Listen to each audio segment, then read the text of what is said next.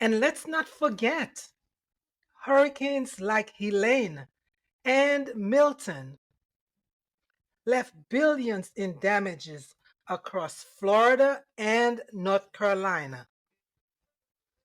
Wildfires in California torched entire neighborhoods. 28 climate disasters in 2023 cost over 1 billion each. In every case, immigrant labor, documented or not, played a crucial role in recovery.